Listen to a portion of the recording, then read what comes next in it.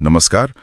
आज हम एक ऐसी हालिया घटना पर थोड़ी गहराई से बात करने वाले हैं जिसके बारे में हमारे स्रोतों में कुछ चौंकाने वाली जानकारी आई है। जी, ये यूक्रेन पर रूस के एक बड़े हमले से जुड़ी हुई है। हाँ, और जो रिपोर्टें हैं वो इसे मतलब अब तक का सबसे बड़ा हमला बता रही हैं। सही। 800 से ज्यादा ड्रोन और मिसाइल हमले, हाँ। ये आंकड़ा दिया जा रहा है।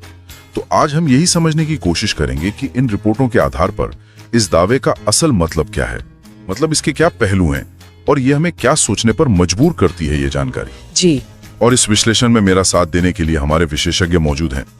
तो सबसे पहले जो बात ध्यान खींचती है वो है ये आंकड़ा 800 से ज्यादा हमले। ये सुनने में ही बहुत ज्यादा लगता है ना? हाँ, बिल्कुल असाधारण है ये संख्या। और फिर ये कहना कि अब तक का सबसे बड़ा, मतलब ये सिर्फ एक गिनती नहीं है, ये तो एक बहुत बड़ा बयान लगता है। बिल्कुल सही कह रहे हैं। यही इन रिपोर्टों का आप कह सकती हैं केंद्रीय बिंदु है और इसे नजरअंदाज करना मुश्किल है। जोर इसी बात पर है कि ये घटना अपनी प्रकृति में अभूतपूर्व है।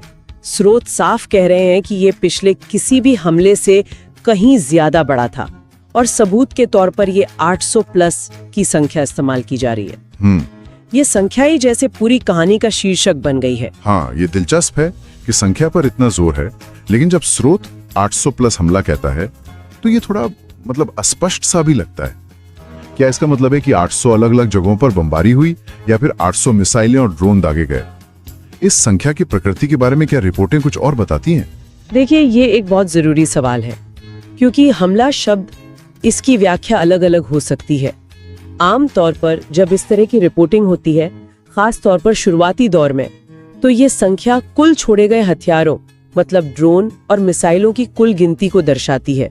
अच्छा। हाँ, 800 से ज्यादा अलग अलग जगहों को निशाना बनाना वो एक अलग ही स्तर का ऑपरेशन होगा, शायद उससे भी कहीं ज्यादा जटिल। हाँ, वो तो है। लेकिन 800 से ज्यादा हथियार दागना भी ये अपने आप में एक बहुत बड़े और शायद एक समन्वित सैन्य ऑपरेशन की तस्वीर पेश करता है।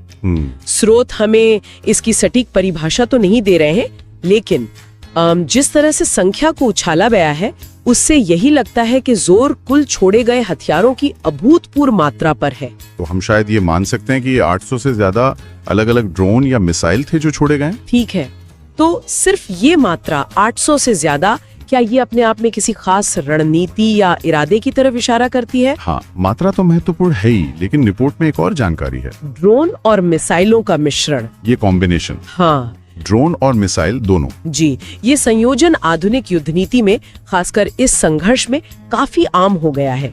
इसकी एक आम व्याख्या ये है कि ये एक परत दर परत, मतलब एक लेयर्ड रणनीति का हिस्सा हो सकता है। परत दर परत, लेयर्ड, ये क्या हुआ, थोड़ा समझाएंगे? हाँ, सोचिए, ड्रोन अक्सर मिसाइलों से सस्ते होते हैं, है ना? हाँ, होते हैं। तो एक रणनीति ये हो सकती है कि पहले बड़ी संख्या में ड्रोन भेजे जाएं। इनका मकसद शायद दुश्मन की हवाई सुरक्षा मतलब एयर डिफेंस सिस्टम को एक्टिवेट करना हो, उन्हें भ्रमित करना हो। अच्छा।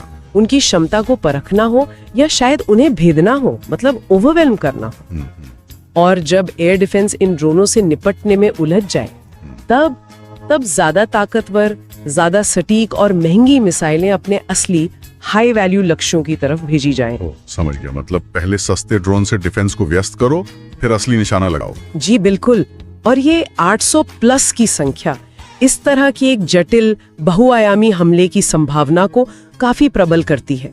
ये सिर्फ अंधाधुंध बमबारी नहीं, बल्कि शायद एक सोची समझी योजना का संकेत हो सकता है। ये तो काफी जटिल लगता है।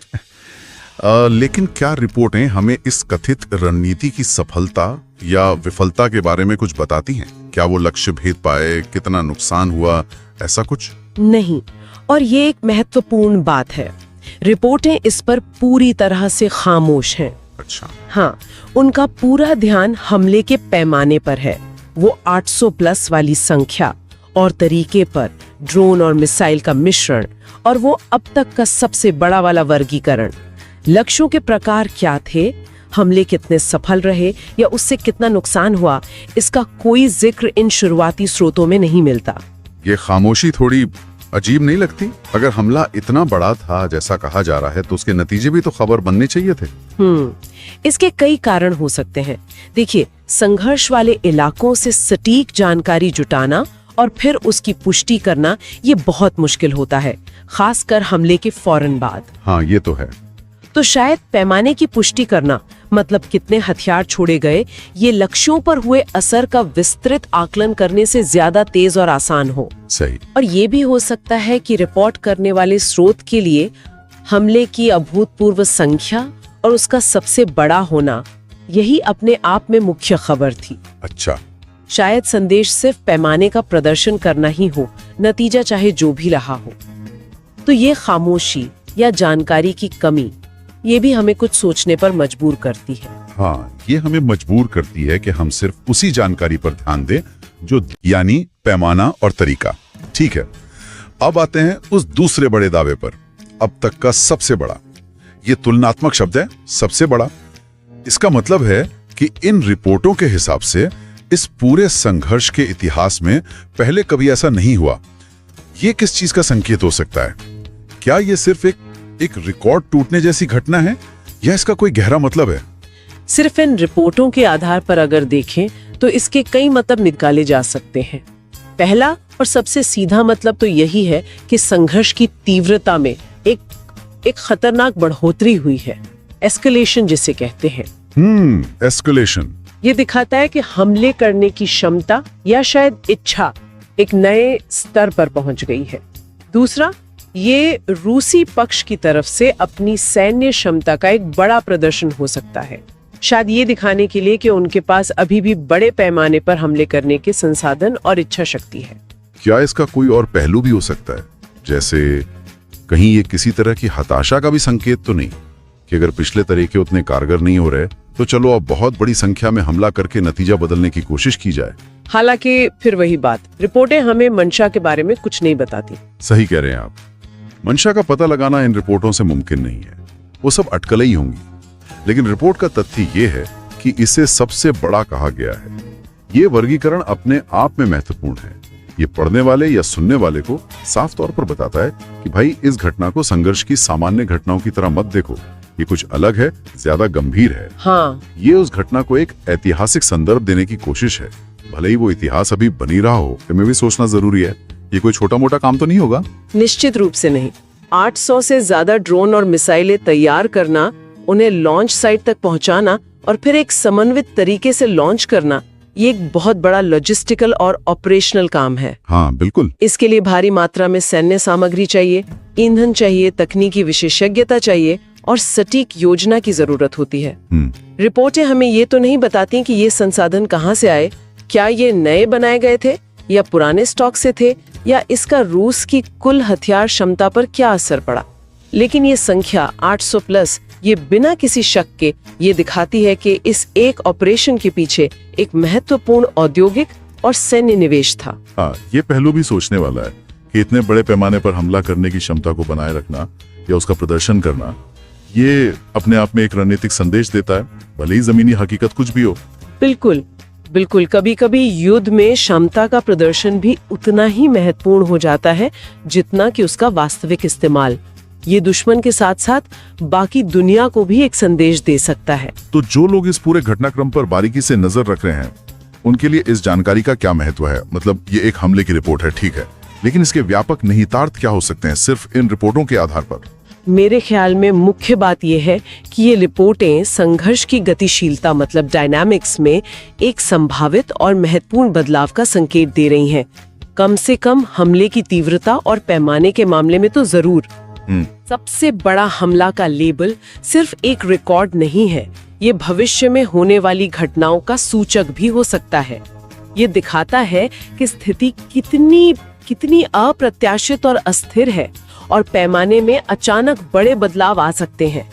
ये उन लोगों के लिए एक चेतावनी भी हो सकती है जो शायद ये मान रहे थे कि संघर्ष एक स्थिर या कम तीव्रता वाले दौर में चला गया है। ये रिपोर्ट उस धारणा को चुनौती देती है। हाँ, ये हमें याद दिलाता है कि हमें स्थिति का लगातार आकलन करते रहना होगा और किसी एक स्थिति को स्थायी नहीं मान लेना चाहिए।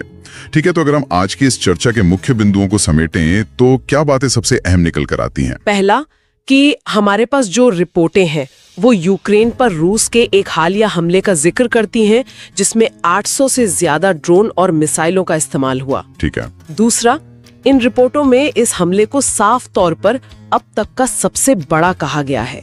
ये बात इसे संघर्ष के पिछले चरणों से अलग करती है दोनों, जो शायद एक जटिल परत दर परत रणनीति का संकेत हो सकता है। हाँ, और चौथा, ये रिपोर्टें लक्ष्यों, सफलता या नुकसान के बारे में कोई खास जानकारी नहीं देती, जिससे हमारा विश्लेषण मुख्य रूप से पैमाने और तरीके पर ही केंद्रित रह जाता है। पांचवा, ये घटना बताती है कि इसमें काफी संसाधन खर्च हुए और ये एक बड़ा ऑपरेशनल प्रयास था। और छठा, ये सबसे बड़ा वाला लेबल, ये संघर्ष की तीव्रता में संभावित बढ़ोतरी या शायद शक्ति प्रदर्शन का संकेत हो सकता है। जी, ये वाकई एक गंभीर घटना लगती है जिसके नेतार्थ गहरे हो सकते हैं, भले ही हमारे पास अभी पूरी जानकारी ना हो। और ये दिखाता है कि कैसे सीमित जानकारी से भी कितने महत्वपूर्ण सवाल उठ सकते हैं। बिल्कुल। और यहीं पर एक सोचने वाली बात रह जाती है, जो सीधे इन्हीं स्रोतों से उभरती है, उनकी सीमाओं के बावजूद। क्या कोई निर्णायक बढ़त हासिल करने की एक हताश कोशिश थी? क्या ये यूक्रेन के सहयोगियों को कोई संदेश था, या ये सिर्फ अपनी बची हुई क्षमता का एक क्रूर प्रदर्शन था? रिपोर्टें हमें इसका जवाब नहीं देती, लेकिन ये सवाल इस घटना के किसी भी विश्लेषण के केंद्र में होना चाहिए। पैमाने के पीछे का क्यों, वो अभी भी अनुत्तरित है। निश्चित रूप से ये सोचने के लिए एक बहुत अहम सवाल है, जिसके जवाब शायद हमें आगे चलकर मिले। आज इस जानकारी पर इतनी गहराई से विचार करने और इसके अलग अलग पहलुओं को समझने में मदद करने के लिए बहुत बहुत धन्यवाद।